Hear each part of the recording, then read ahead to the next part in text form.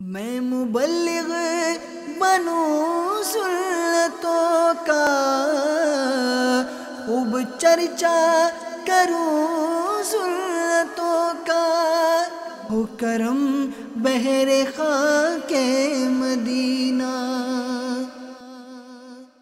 الحمدللہ رب العالمین، الصلاة والسلام علی سید المرسلین،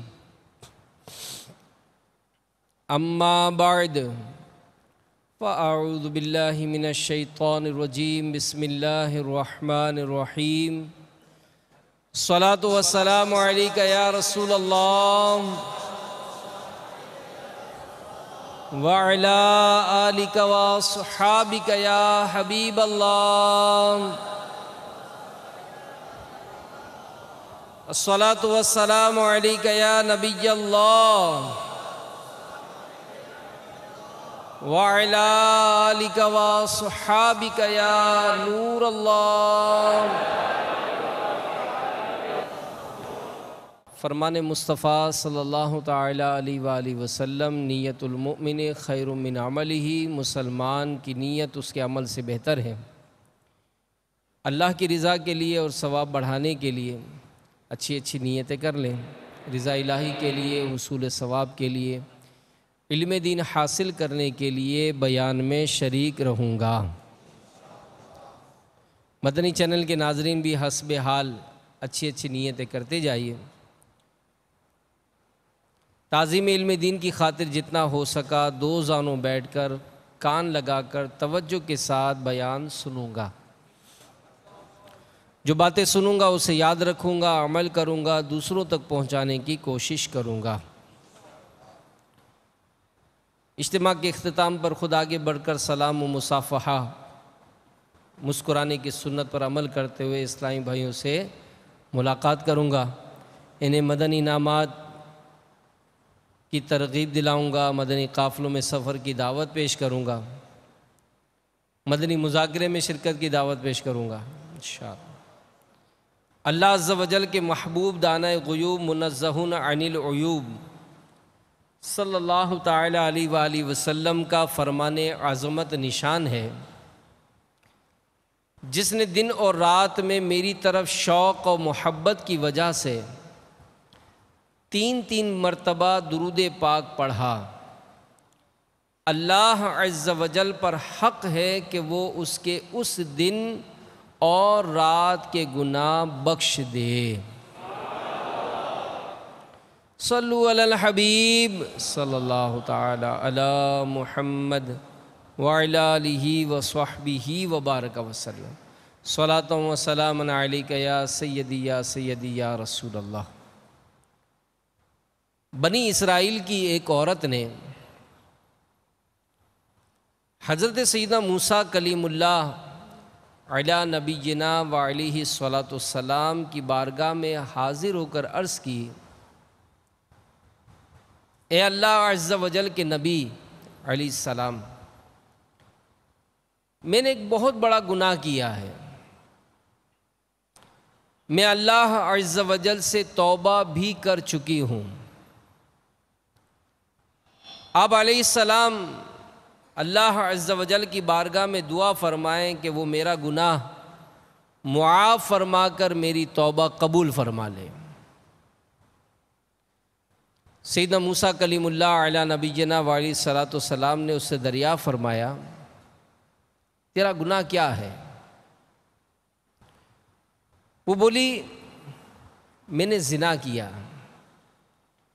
پھر اس سے جو بچہ پیدا ہوا میں نے اسے قتل کر دیا۔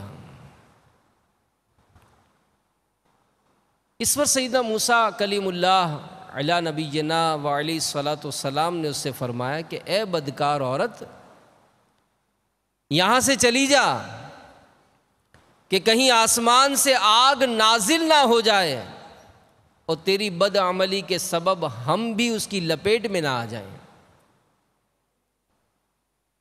وہ عورت شکستہ دل لیے وہاں سے جانے لگی۔ حضرت سیدنا جبریل علیہ السلام تشریف لائے اور عرض کی، اے موسیٰ علیہ السلام، آپ کا رب عز و جل آپ سے ارشاد فرماتا ہے کہ آپ نے اس توبہ کرنے والی عورت کو واپس کیوں لوٹا دیا؟ کیا آپ نے اس سے بدتر کسی کو نہ پایا؟ حضرت موسیٰ علیہ السلام نے فرمایا کہ اے جبریل، اس سے بدتر کون ہوگا؟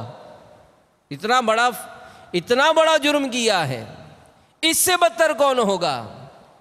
تو انہوں نے عرض کی کہ جو جان بوجھ کر نماز ترک کرے، گویا جان بوجھ کر نماز ترک کرنے والا یہ اتنا بڑا گناہگار ہے کہ اس عورت جس نے بچے زنا کی ہوا اور اس سے بچہ پیدا ہوا، پھر اس کو جو قتل کیا، اس سے بڑا مجرم ہے۔ تو میرے میٹھے میٹھے اور پیارے پیارے اسلامی بھائیوں، مدنی چینل کے ناظرین، ماہ رمضان کی آمد ہوتی ہے تو جیسے مسجدوں میں بہار آ جاتی ہے، جوق در جوق نمازیوں کا سلسلہ ہوتا ہے،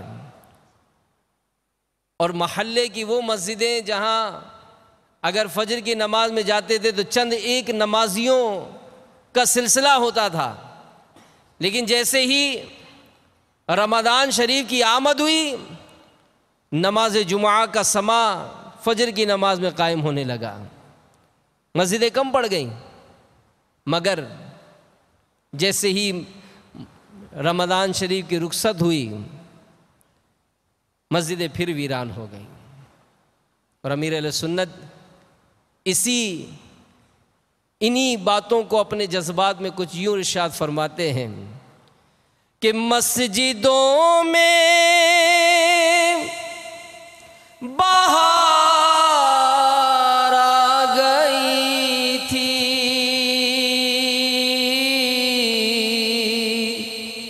جوق در جوق آتے نمازی، ہو گیا کم نمازوں کا جذبہ،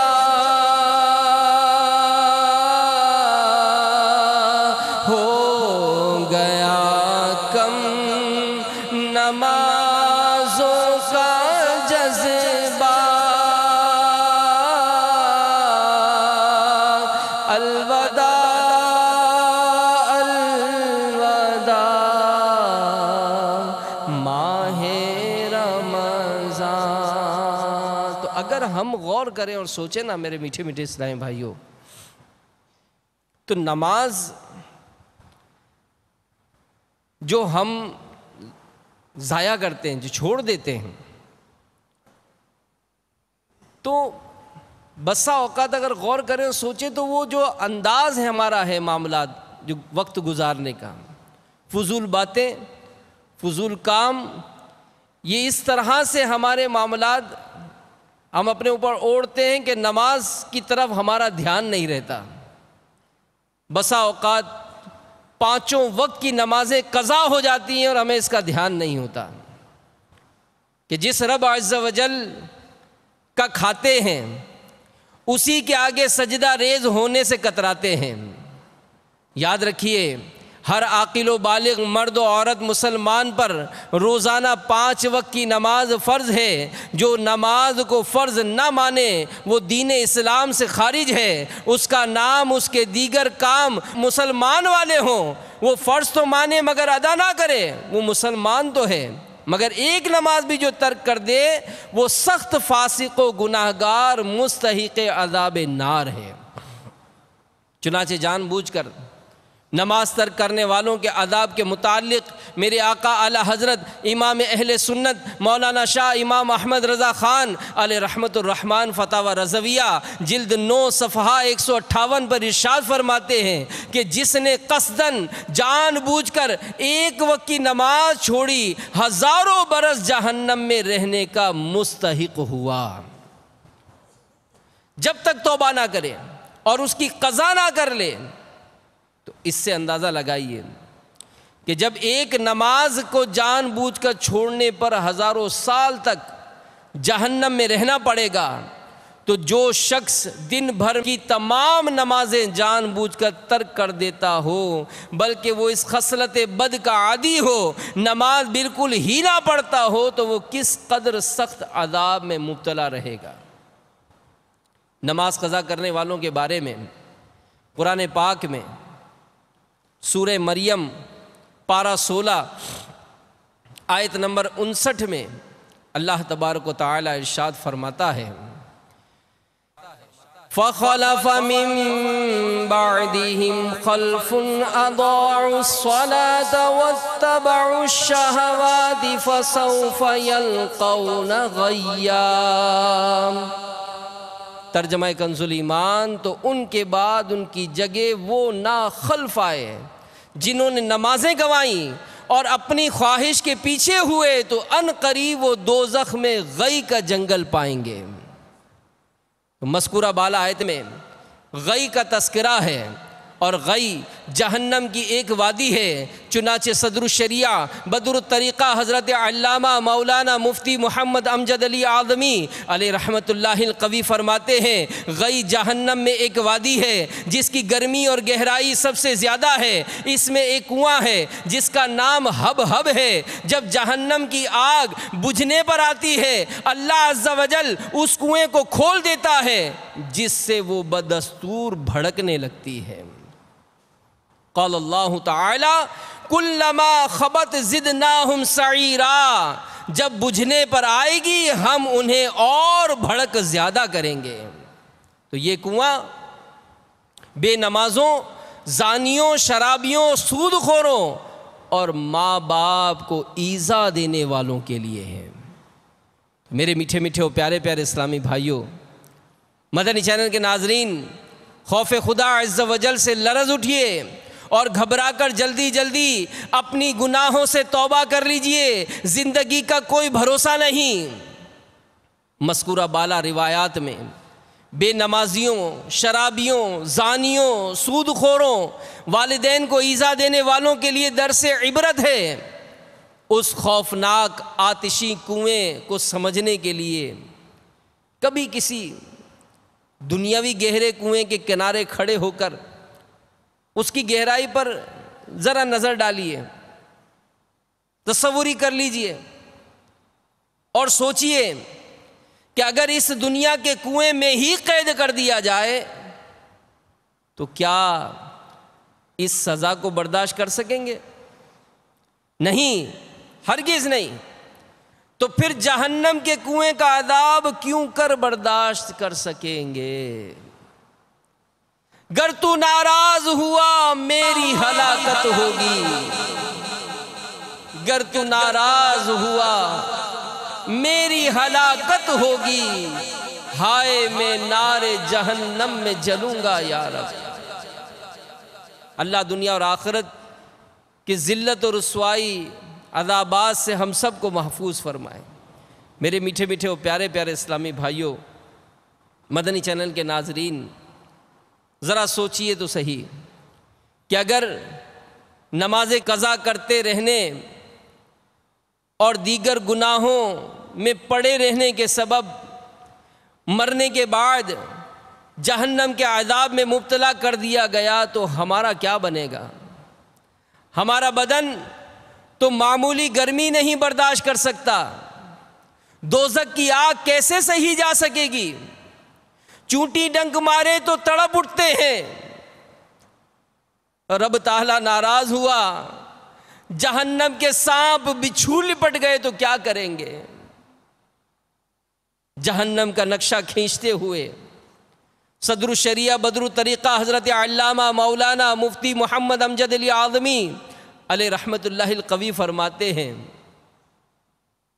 سر جھکا کر آنکھیں بند کر کے اللہ کے اس ولی کی یہ باتیں سنیے، کیا معلوم ان بزرگوں کی یہ باتیں ہمارے دل میں اثر کر جائیں، ہمیں نمازوں سے محبت ہو جائے، نیکیوں سے الفت ہو جائے، سنتوں پر عمل کرنے کا جذبہ نصیب ہو جائے۔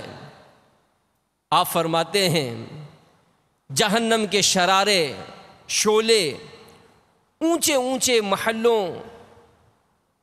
کے برابر اڑیں گے، گویا زرد اونٹوں کی قطار کے پیہم آتے رہیں گے، آدمی اور پتھر اس کا ایندھن ہے۔ یہ جو دنیا کی آگ ہے، اس آگ کے 70 جزوں میں سے ایک جز ہے۔ جس کو سب سے کم درجے کا عذاب ہوگا اسے آگ کی جوتیاں پہنائی جائیں گی، اس کا دماغ ایسے کھولے گا جیسے تانبے کی پتیلی کھولتی ہے۔ وہ سمجھے گا کہ سب سے زیادہ عذاب اس پر ہو رہا ہے، حالانکہ اس پر سب سے ہلکا ہے۔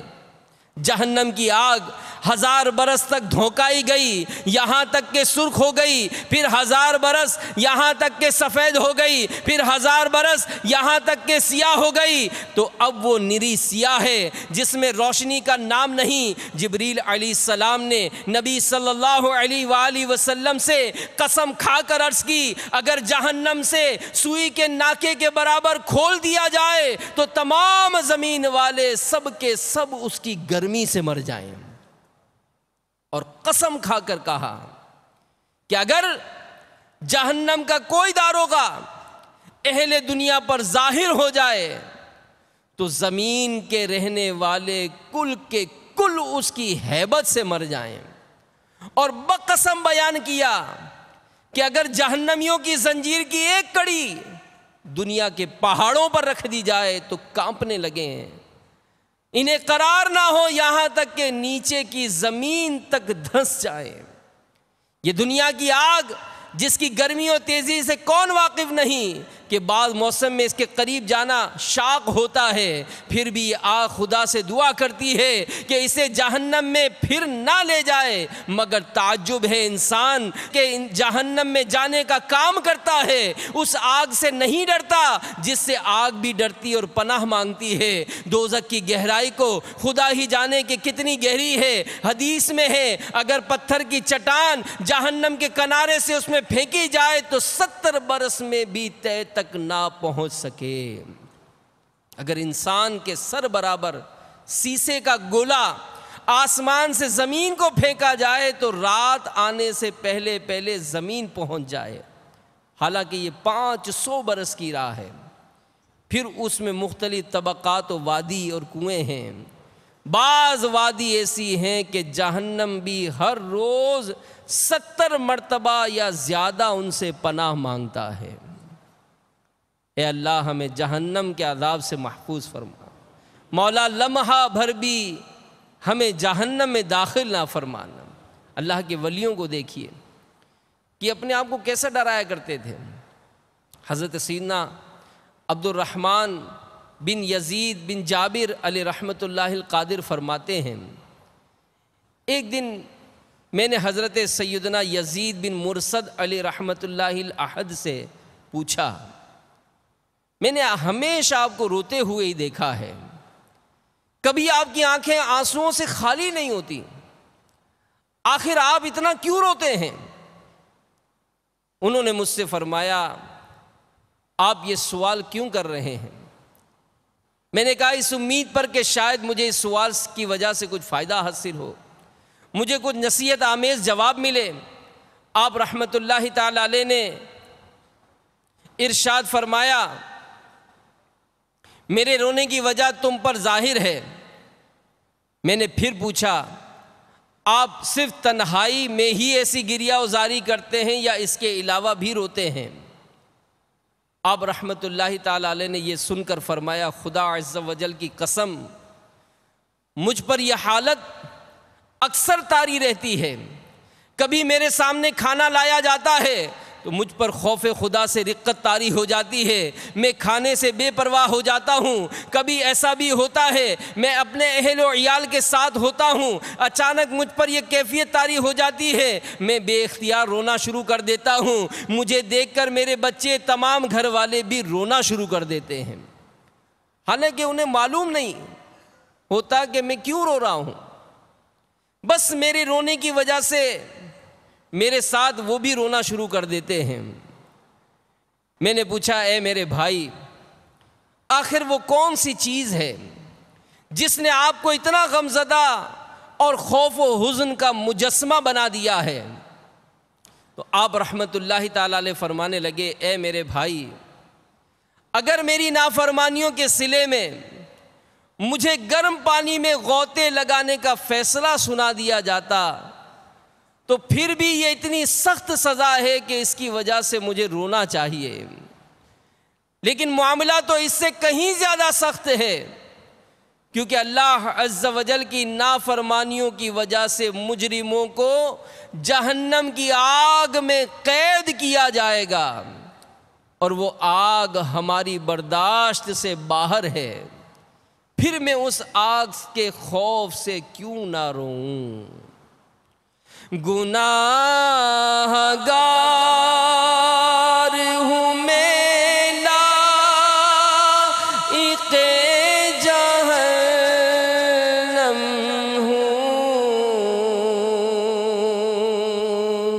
گناہ گار ہوں میں لائق جہنم ہوں، کرم سے بخش دے مجھ کو، نہ دے سزا یا رب، کرم سے بخش دے مجھ کو، نہ دے سزا یا رب۔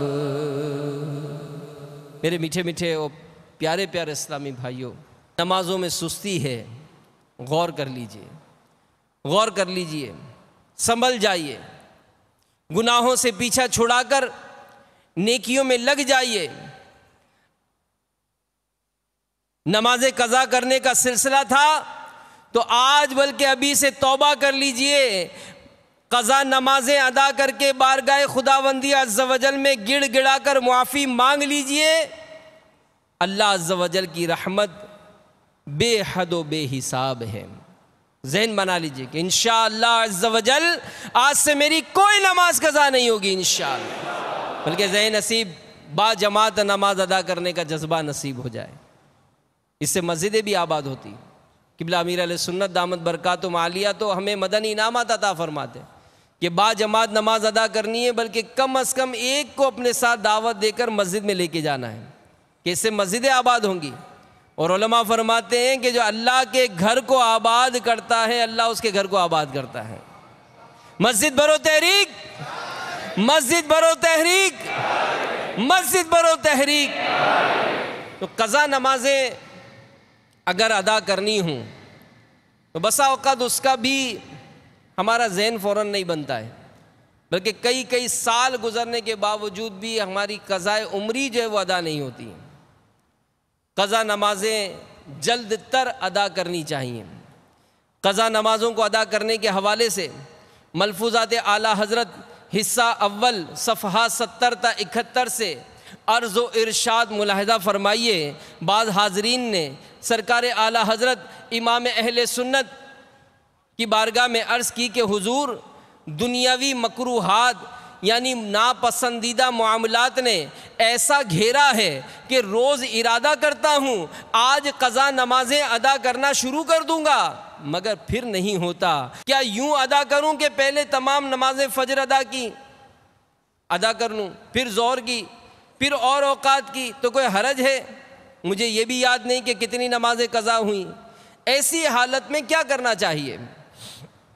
میرے آقا اعلیٰ حضرت امام اہل سنت مولانا شاہ امام احمد رضا خان علیہ رحمت الرحمن ارشاد فرماتے ہیں، قضا نمازیں جلد سے جلد ادا کرنا لازم ہے، نہ معلوم کس وقت موت آ جائے۔ کیا مشکل ہے؟ ایک دن کی 20 رکعتیں ہوتی ہیں، یعنی فجر کی 2 فرض اور ظہر کے 4 فرض، عصر کے 4 فرض، مغرب کے 3 فرض، عشاء کی 7 رکعت یعنی 4 فرض 3 وتر۔ ان نمازوں کو سوائے طلوع و غروب و زوال کے اس وقت سجدہ میں ہر وقت ادا کر سکتا ہے، اور اختیار ہے پہلے فجر کی سب نمازیں ادا کر لے، پھر ظہر، پھر عصر، پھر مغرب، پھر عشاء کی، یا سب نمازیں ساتھ ساتھ ادا کرتا جائے۔ ان کا ایسا حساب لگائے کہ تخمینہ یعنی اندازے میں باقی نہ رہ جائیں، زیادہ ہو جائیں تو حرج نہیں، اور وہ سب بقدر طاقت رفتہ رفتہ جلد ادا کر لے۔ کاہلی نہ کرے. جب تک فرض ذمے پر باقی رہتا ہے کوئی نفل قبول نہیں کیا جاتا. نیت ان نمازوں کی اس طرح ہو، مثلا 100 بار کی فجر قضا ہے تو ہر بار یوں کہیں کہ سب سے پہلے جو فجر قضا ہوئی ہر دفعہ یہی کہیں، یعنی جب ایک ادا ہوئی تو باقیوں میں سے جو سب سے پہلی ہے. اس طرح ظہر وغیرہ ہر نماز میں نیت کریں. جس پر بہت زیادہ نمازیں قضا ہوں اس کے لیے صورت تخفیف یعنی کمی کی صورت اور جلد ادا ہونے کی یہ ہے کہ خالی رکعتوں یعنی ظہر، عصر اور عشاء کی آخری 2 اور مغرب کے فرض کی تیسری رکعت میں بجائے الحمد شریف کے 3 مرتبہ سبحان اللہ کہے. ایک بار بھی کہہ لے گا تو فرض ادا ہو جائے گا. نیز تسبیحات رکوع و سجود میں صرف ایک بار سبحان ربی العظیم اور سبحان ربی الاعلیٰ پڑھ لینا کافی ہے. تشہد کے بعد دونوں درود شریف کی بجائے اللہم صلی علی سیدنا محمد و آلہ، وطروں میں بجائے دعائے قنوت کے رب اغفر لی کہنا کافی ہے. طلوع آفتاب کے 20 منٹ بعد اور غروب آفتاب سے 20 منٹ قبل نماز ادا کر سکتا ہے. اس سے پہلے یا اس سے بعد ناجائز ہے. ہر ایسا شخص جس کے ذمے قضا نمازیں ہوں چھپ کر پڑھے، گناہ کا اعلان جائز نہیں. تو الحمدللہ میرے شیخ طریقت امیر اہل سنت نے ان تمام باتوں کو بہت اور آسان انداز سے اپنے رسالے قضا نمازوں کا طریقہ اس میں بیان فرمایا ہے. اور یہ اور دیگر نمازوں کے متعلق عید کی نماز، نماز جنازہ، اسی طرح جمعہ کی نماز اور نماز کے احکام، یہ پوری 12 رسالوں پر مشتمل کتاب نماز کے احکام یہ ہر گھر میں ہونی چاہیے. یہ اگر اس کو حاصل کر لیں، اس کے مطابق معاملات بنائیں اور نماز قضا بھی جلد تر ادا کرنے کا ذہن بنانا چاہیے. تو میرے میٹھے میٹھے اور پیارے پیارے اسلامی بھائیوں، مدنی چینل کے ناظرین، نماز کی بہت ہی زیادہ اہمیت ہے. اس کو سمجھنے کی کوشش کیجیے کہ ہم نمازوں سے آخر کیوں دور ہیں. حالانکہ یہ تو اللہ عز و جل کا بہت بڑا انعام ہے. نماز اس سے رحمت نازل ہوتی ہے، نماز جہنم کے عذاب سے بچاتی ہے، اور نمازی کے لیے سب سے بڑی نعمت یہ کہ اسے بروز قیامت اللہ عز و جل کا دیدار ہوگا. بے نمازی سے اللہ عز و جل ناراض ہوتا ہے. نمازی کو سرکار علیہ الصلاۃ والسلام کی شفاعت نصیب ہوگی، اور منقول ہے کہ نماز یہ دین کا ستون ہے. نماز اللہ عز و جل کی خوشنودی کا سبب ہے. نماز سے گناہ معاف ہوتے ہیں، نماز بیماریوں سے بچاتی ہے، نماز دعا کی قبولیت کا سبب ہے، نماز سے روزی میں برکت ہوتی ہے، نماز اندھیری قبر کا چراغ ہے، نماز عذاب قبر سے بچاتی ہے، نماز جنت کی کنجی ہے، نماز پل صراط کے لیے آسانی ہے، نماز میٹھے میٹھے آقا مکی مدنی مصطفیٰ صلی اللہ علیہ وآلہ وسلم کی آنکھوں کی ٹھنڈک ہے. اور نماز پڑھتے ہیں تو علماء لکھتے ہیں کہ گناہ جھڑتے ہیں. اور اس کے متعلق حدیث پاک میں فرمایا گیا کہ حضرت سیدنا ابو ذر رضی اللہ تعالیٰ عنہ فرماتے ہیں کہ ایک مرتبہ شہنشاہ مدینہ قرار قلب و سینہ صلی اللہ تعالیٰ علیہ وآلہ وسلم موسم سرما میں باہر تشریف لائے، جبکہ درختوں کے پتے جھڑ رہے تھے. آپ صلی اللہ علیہ وآلہ وسلم نے ایک درخت کی ٹہنی پکڑ کر اس کے پتے جھاڑتے ہوئے ارشاد فرمایا، اے ابو ذر، میں نے عرض کی یا رسول اللہ صلی اللہ علیہ وآلہ وسلم میں حاضر ہوں. ارشاد فرمایا، بے شک جب کوئی مسلمان اللہ عز و جل کی رضا کے لیے نماز پڑھتا ہے تو اس کے گناہ ایسے جھڑتے ہیں جیسے درخت کے پتے جھڑ رہے ہیں. تو نماز کیسی پیاری عبادت ہے کہ بندہ جب نماز پڑھتا ہے تو اللہ عز و جل کی اس پر چھما چھم رحمتوں کی برسات ہوتی ہے. تو عقل مندی کا تقاضا یہی ہے کہ اس سے غفلت نہ کی جائے، اور یعنی خود غور کر لیں کہ ایک طرف اگر نماز پڑھنے کے فضائل پر غور کریں، دوسری طرف نماز نہ پڑھنے کے جو نقصانات ہیں اس پر غور کریں. تو عقل مندی کا تقاضا یہ کہ نماز میں سستی نہ کی جائے. کہ حدیث پاک میں ہے میرے پیارے آقا صلی اللہ علیہ وآلہ وسلم نے ارشاد فرمایا اسلام کی بنیاد 5 چیزوں پر ہے. اس امر کی شہادت دینا کہ اللہ کے سوا کوئی سچا معبود نہیں اور محمد صلی اللہ تعالی علیہ وآلہ وسلم اس کے خاص بندے اور رسول ہیں، اور نماز قائم کرنا اور زکوٰۃ دینا اور حج کرنا اور ماہ رمضان کا روزہ رکھنا. ایک اور روایت میں فرمایا نماز دین کا ستون ہے، جس نے اسے قائم رکھا اس نے دین کو قائم رکھا، اور جس نے اسے چھوڑ دیا اس نے دین کو ڈھا دیا. میرے میٹھے میٹھے اور پیارے پیارے اسلامی بھائیوں، ایک روایت میں فرمایا گیا جس نے نماز پہ محافظت یعنی مداومت کی، قیامت کے دن وہ نمازیں اس کے لیے نور و برہان و نجات ہوں گی، اور جس نے محافظت نہ کی اس کے لیے نہ نور ہے نہ برہان نہ نجات، اور قیامت کے دن قارون و فرعون و حامان و ابی بن خلف کے ساتھ ہوگا. العیاذ باللہ. تو ان احادیث سے یعنی ایک اور حدیث بھی ہم نے سنی کہ نماز دین کا ستون ہے، تو علماء فرماتے ہیں کہ اس سے یہ بات واضح ہو گئی کہ نماز کو مسلمانوں کے ایمان کے لیے ستون یعنی پلر کی سی حیثیت حاصل ہے. اور یہ تو سبھی جانتے ہیں کہ عمارت ستون ہی کے سہارے کھڑی ہوتی ہے، اگر وہ نہ رہے تو زمین بوس ہو جاتی ہے. تو اب سوچ لیجئے کہ کہیں ہماری نماز سے غفلت ہمارے دین کو ہی برباد نہ کر دے، اور جس بد نصیب کا دین برباد ہو گیا وہ ہمیشہ ہمیشہ جہنم میں رہے گا، کبھی باہر نہ آئے گا. اور پھر فرمایا گیا کہ حدیث میں یہ بھی پتہ چلا کہ نماز پر ہمیشگی یعنی مداومت نجات کا سبب ہوگی، اور بصورت دیگر روز قیامت قارون، فرعون و حامان اور ابی بن خلف جیسے کفار کا ساتھ مل سکتا ہے جو مصیبت در مصیبت ہوگا. کہ حضرت سیدنا امام محمد بن احمد ذہبی علیہ رحمۃ اللہ القوی نقل کرتے ہیں، بعض علماء نے لکھا ہے نماز کے تارک کو ان 4 یعنی فرعون، قارون، حامان، ابی بن خلف کے ساتھ اس لیے اٹھایا جائے گا کہ لوگ عموماً دولت، حکومت، وزارت، تجارت کی وجہ سے نماز کو ترک کرتے ہیں. جو حکومت کی مشغولیت کے سبب نماز نہیں پڑھے گا اس کا حشر فرعون کے ساتھ ہوگا. جو دولت کے باعث نماز ترک کرے گا اس کا قارون کے ساتھ حشر ہوگا. اگر ترک نماز کا سبب وزارت ہوگی تو فرعون کے وزیر حامان کے ساتھ حشر ہوگا. اگر تجارت کی مصروفیت کی وجہ سے نماز چھوڑے گا تو اس کو مکہ مکرمہ کے بہت بڑے کافر تاجر ابی بن خلف کے ساتھ بروز قیامت اٹھایا جائے گا. میرے میٹھے میٹھے اسلامی بھائیوں، ہمیں خود بھی نماز پڑھنی، اپنے گھر والوں کو بھی تاکید کرنی، اپنے متعلقین کو بھی تاکید کرنی، بلکہ ذہن نصیب وہ دور آئے کہ ہم نماز کے لیے بڑھتے جائیں تو ہر ایک کو دعوت دیتے جائیں، لیتے جائیں کسی کو. اور یہ یقیناً اچھی صحبت ہی کی برکت سے مل سکتا ہے کہ اچھوں کی صحبت اختیار کریں گے تو نہ صرف نیکی کرنے بلکہ نیکی کی دعوت دینے کا جذبہ نصیب ہوگا، نہ صرف گناہ سے بچنے بلکہ دوسروں کو بچانے کا جذبہ نصیب ہوگا.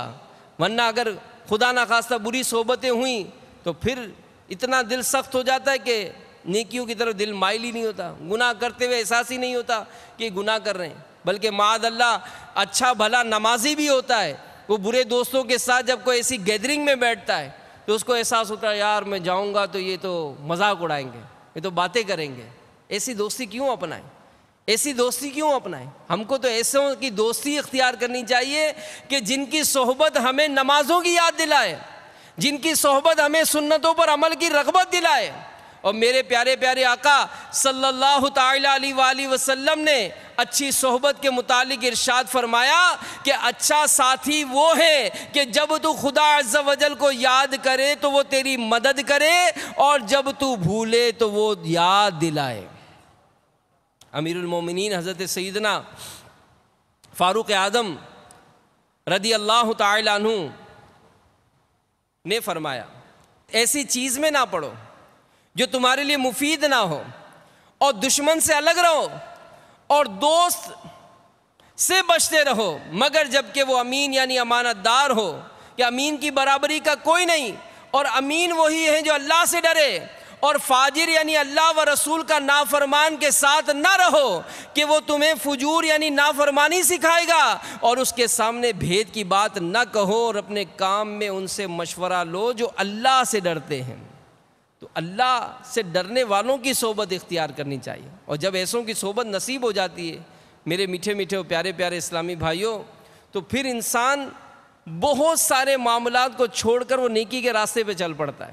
بسا اوقات ہوتا ہے کہ انسان ایسے گناہوں کے دلدل میں پھنس جاتا ہے کہ اسے احساس ہی نہیں ہوتا کہ میں ایک مسلمان ہونے کی حیثیت سے مجھے کن کن معاملات پر عمل کرنا چاہیے۔ نمازوں کی طرف سے دور، قرآن کی تلاوت سے دور، سنتوں پر عمل سے دور، لیکن جب اس کو اچھوں کی صحبت مل جاتی ہے کیا نصیب ہوتا ہے؟ سنیے، باب المدینہ کراچی کے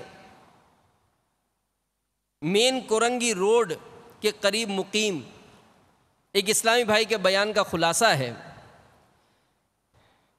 میں ایک گیراج پر کام کرتا تھا، اگرچہ فی نفسی ہی گیراج یعنی گاڑیوں کی مرمت کا کام غلط نہیں، مگر آج کل گناہوں بھرے حالات ہیں۔ جن کو واسطہ پڑا ہوگا وہ جانتے ہیں کہ اکثر گیراج کا ماحول کس قدر گندا ہوتا ہے۔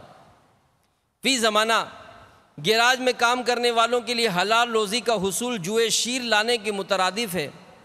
گندے ماحول، گندی روزی کی نحوست کا عالم تو دیکھیے کہ مجھ بد نصیب کو 5 وقتہ نماز کجا جمعہ بلکہ عیدین کی نمازوں کی بھی توفیق نہیں تھی۔ رات گئے تک ٹی وی پر مختلف فلمیں ڈرامے دیکھنے میں مشغول رہتا، بلکہ ہر قسم کی چھوٹی بڑی برائیاں میرے اندر موجود تھیں۔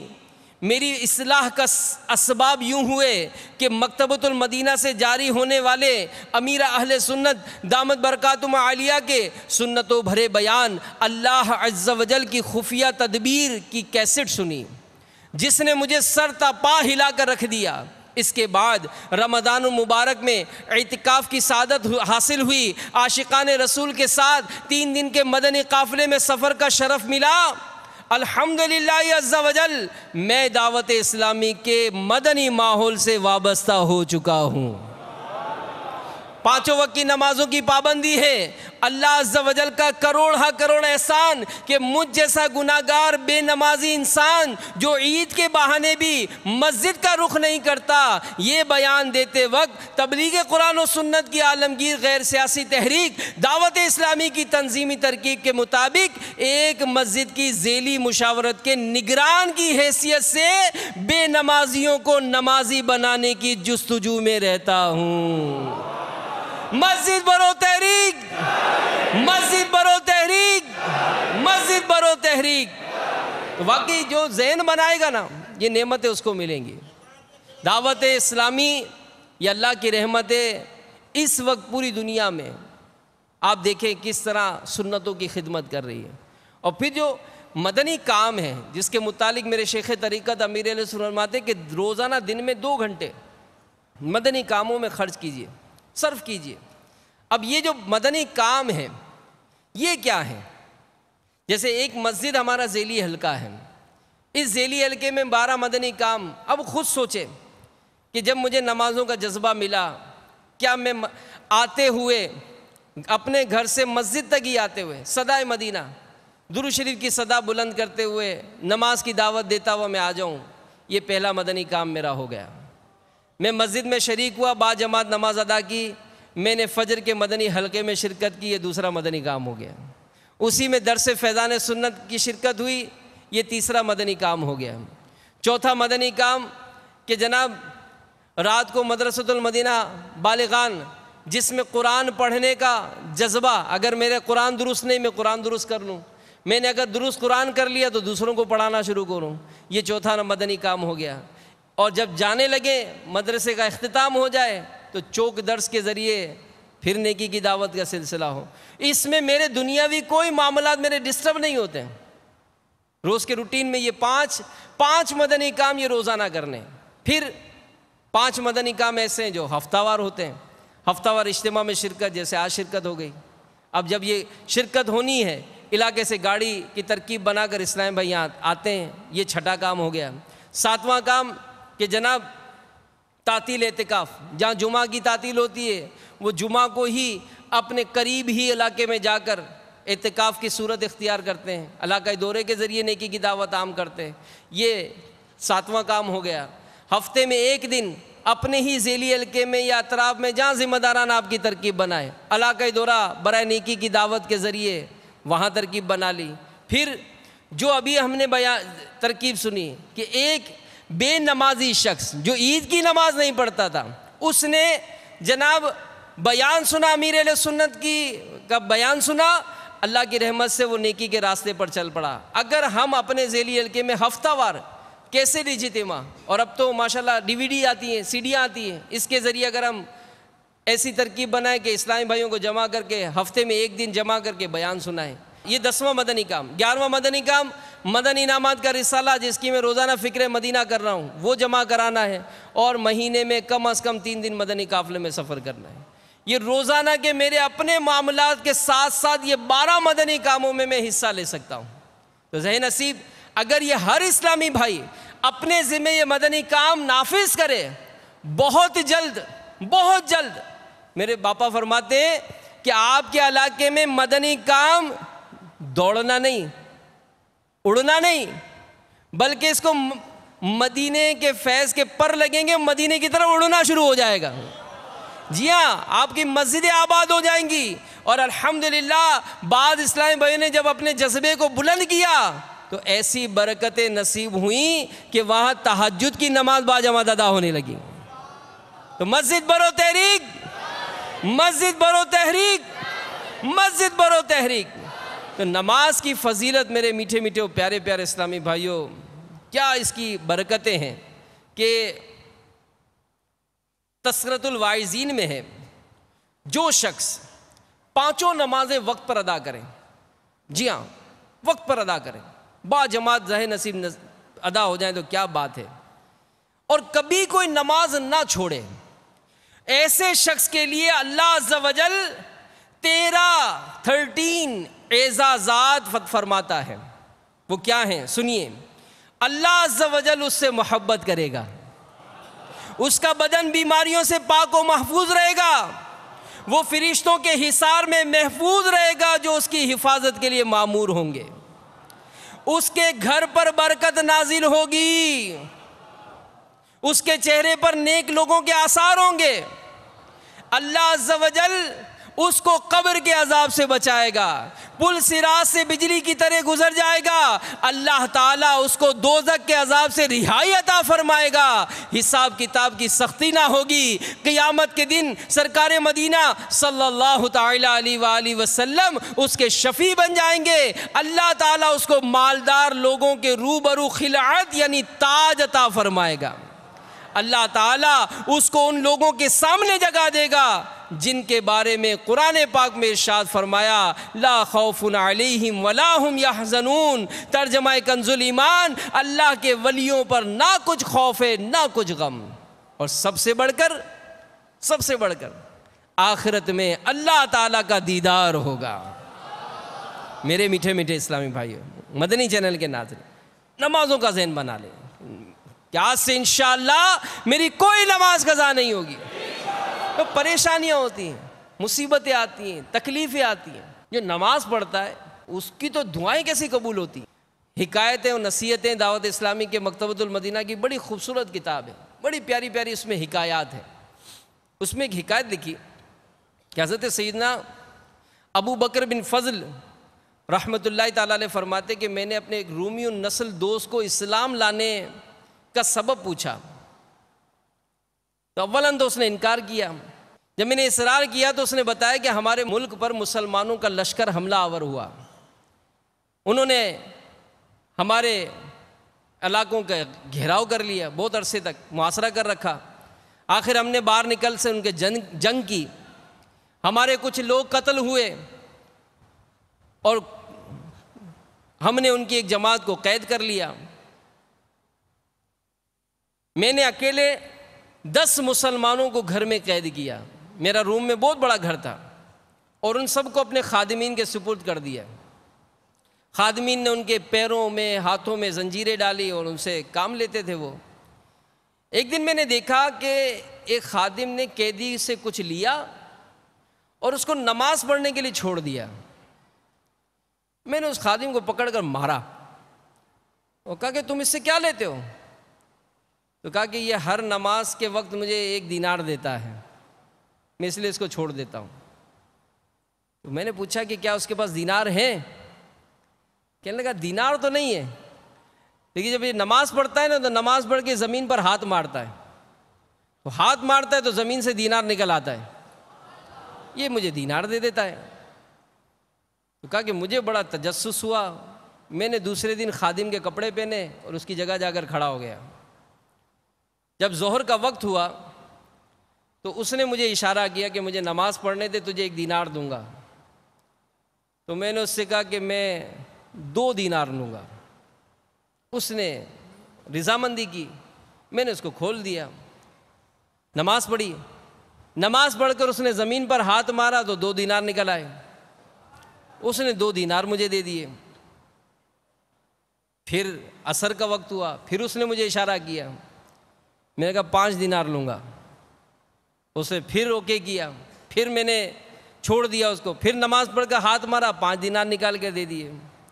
جب مغرب کا وقت ہوا پھر اس نے مجھے اشارہ کیا، میں کہا 10 دینار لوں گا، اس نے پھر رضامندی کی، نماز کے بعد پھر ہاتھ مارا، 10 دینار نکال کے دیے۔